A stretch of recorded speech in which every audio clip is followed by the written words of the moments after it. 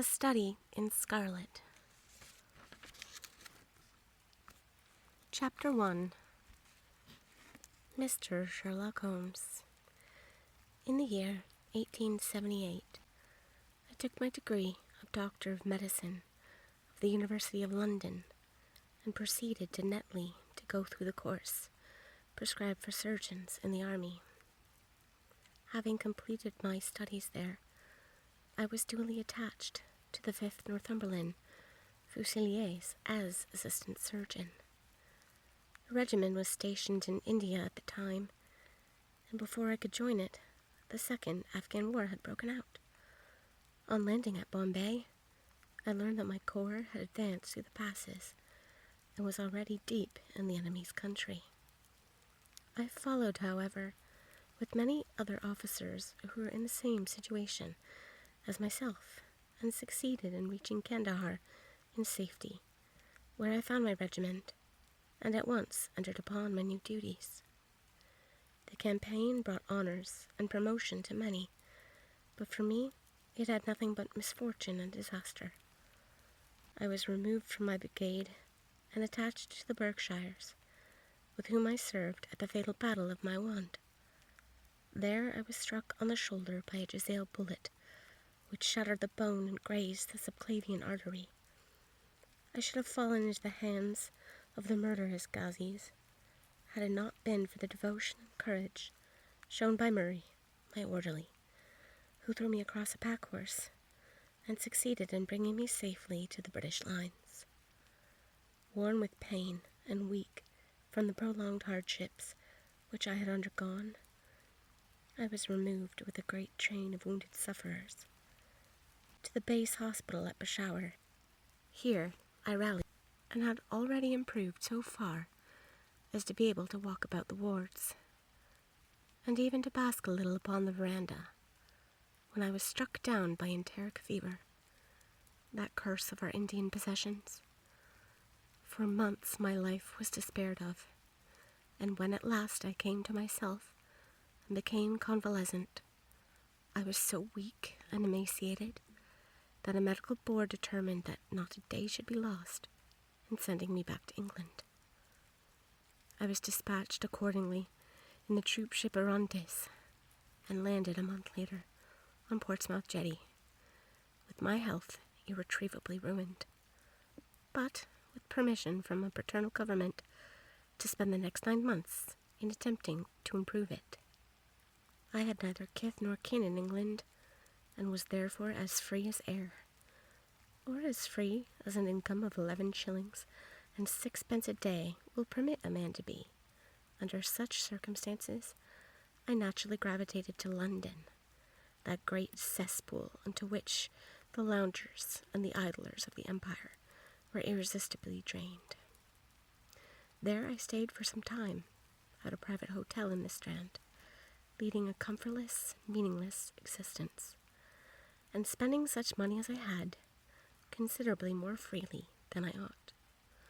So alarming did the state of my finances become that I soon realized that I must either leave the metropolis and rusticate somewhere in the country, or that I must make a complete alteration in my style of living.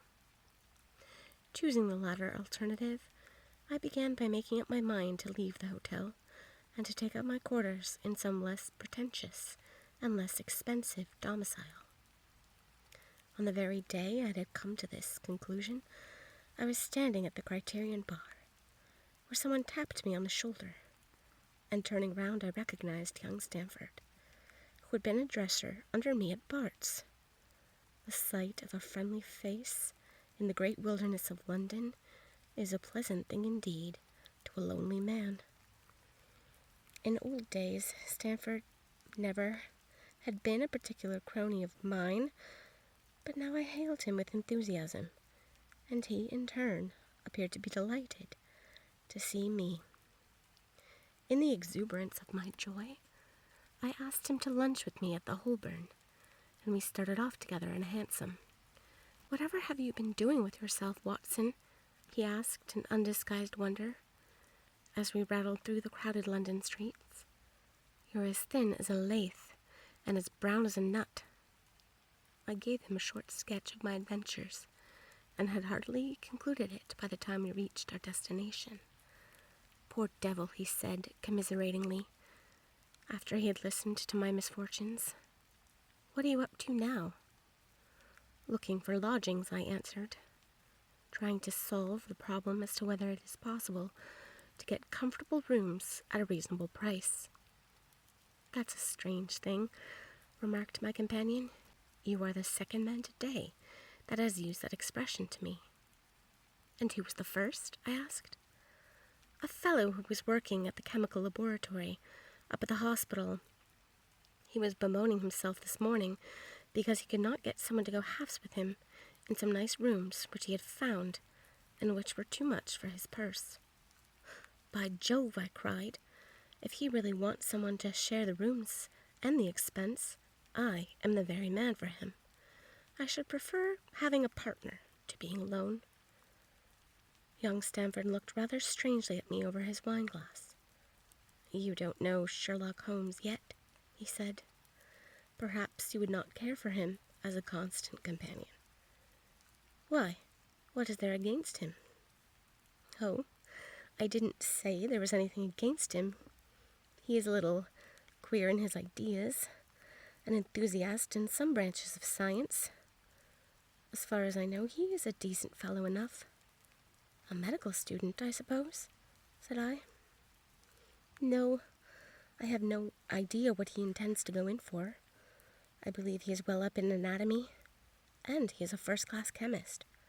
But as far as I know, he has never taken out any systematic medical classes. His studies are very desultory and eccentric, but he has amassed a lot of out-of-the-way knowledge, which would astonish his professors."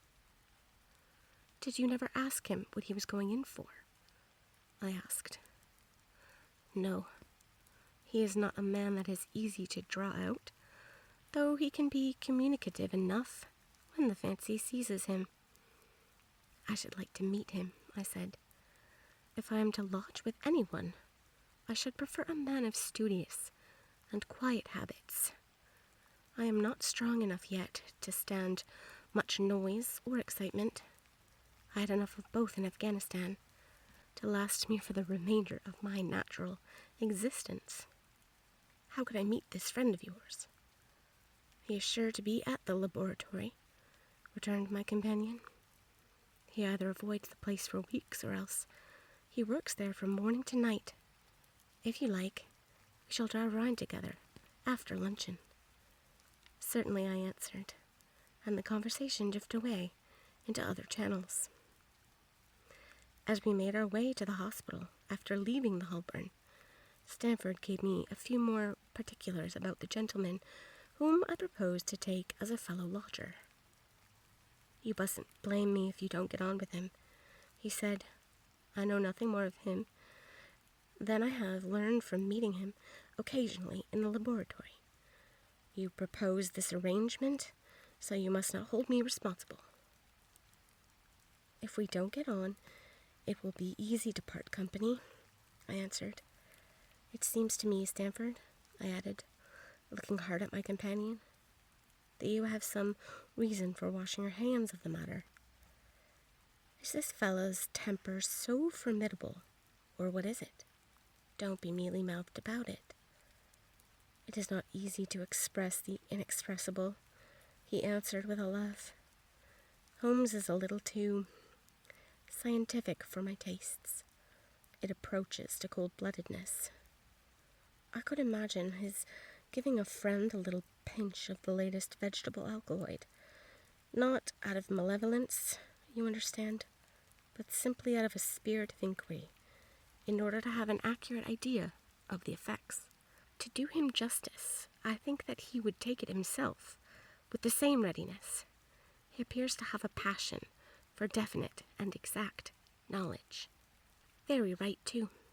Yes, but it may be pushed to excess when it comes to beating the subjects in the dissecting rooms with a stick. It is certainly taking a rather bizarre shape." "Beating subjects?" "Yes, to verify how far bruises may be produced after death. I saw him at it with my own eyes. And yet you say he is not a medical student? No. Heaven knows what the objects of his studies are. But here we are, and you must form your own impressions about him. As he spoke, we turned down a narrow lane and passed through a small side door, which opened into a wing of the great hospital. It was familiar ground to me, and I needed no guiding as we ascended the bleak stone staircase and made our way down the long corridor, with its vista of whitewashed wall and dun-colored doors. Near the further end, a low arched passage branched away from it and led to the chemical laboratory. This was a lofty chamber, lined and littered with countless bottles. Broad, low tables were scattered about, which bristled with retorts, test tubes, and little Bunsen lamps, with their blue flickering flames. There was only one student in the room, who was bending over a distant table, absorbed in his work. At the sound of our steps, he glanced around and sprang to his feet with a cry of pleasure. "I've found it! I've found it!" he shouted to my companion, running towards us with a test tube in his hand. "I have found a reagent which is precipitated by hemoglobin, and by nothing else." Had he discovered a gold mine, greater delight could not have shone upon his features. "Dr. Watson, Mr. Sherlock Holmes," said Stanford, introducing us. "How are you?" he said cordially, gripping my hand with a strength for which I should hardly have given him credit. "You have been in Afghanistan, I perceive." "How on earth did you know that?" I asked in astonishment. "Never mind," said he, chuckling to himself. "The question now is about hemoglobin. No doubt you see the significance of this discovery of mine?" "It is interesting chemically, no doubt," I answered, "but practically, why, man, it is the most practical medico-legal discovery for years. Don't you see that it gives us an infallible test for bloodstains? Come over here now." He seized me by the coat sleeve in his eagerness, and he drew me over to the table at which he had been working.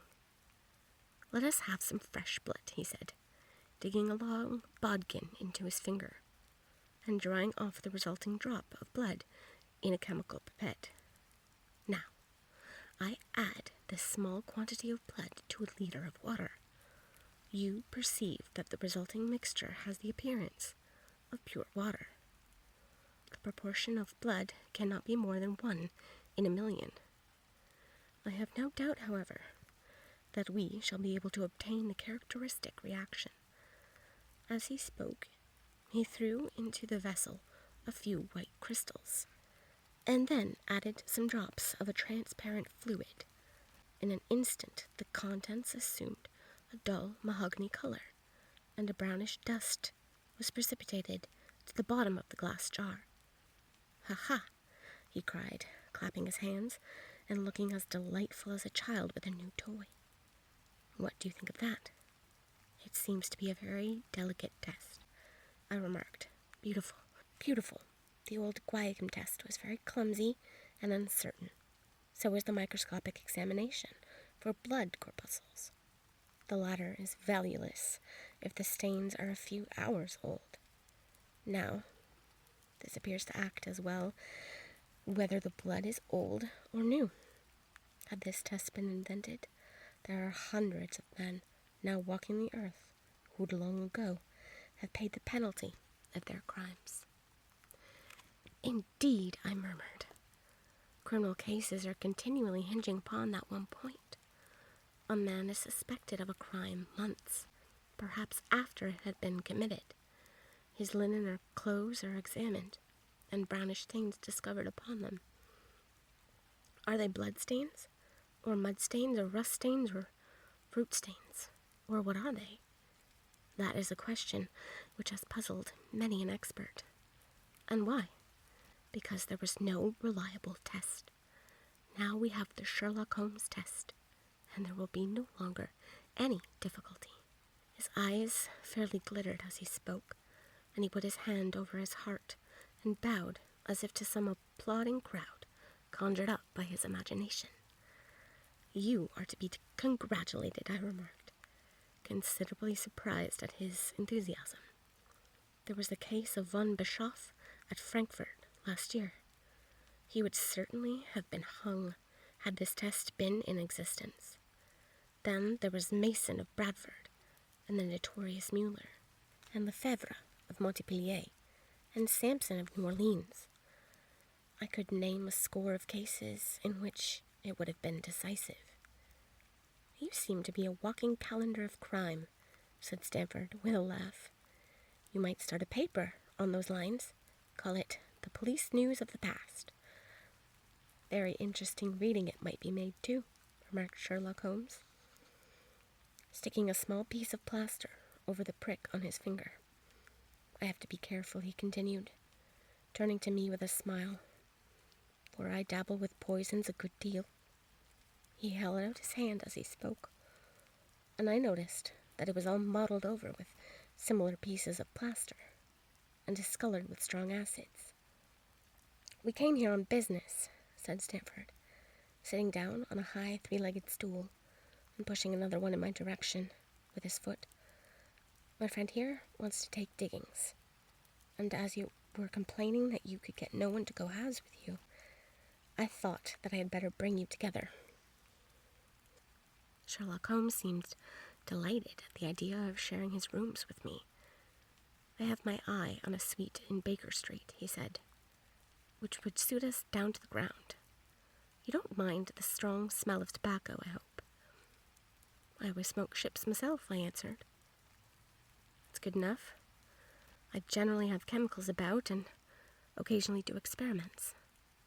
Would that annoy you?" "By no means. Let me see. What are my other shortcomings?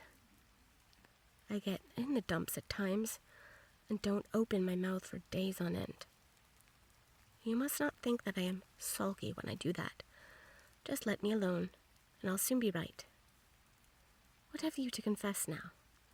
It's just as well for two fellows to know the worst of one another before they begin to live together." I laughed at his cross-examination.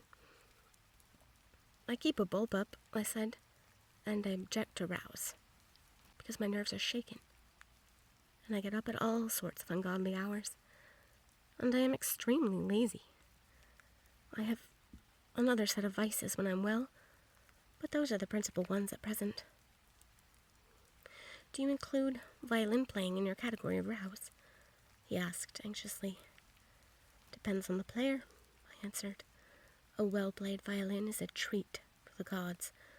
A badly played one, oh, that's all right," he cried with a merry laugh. "I think we may consider the thing as settled. That is, if the rooms are agreeable to you.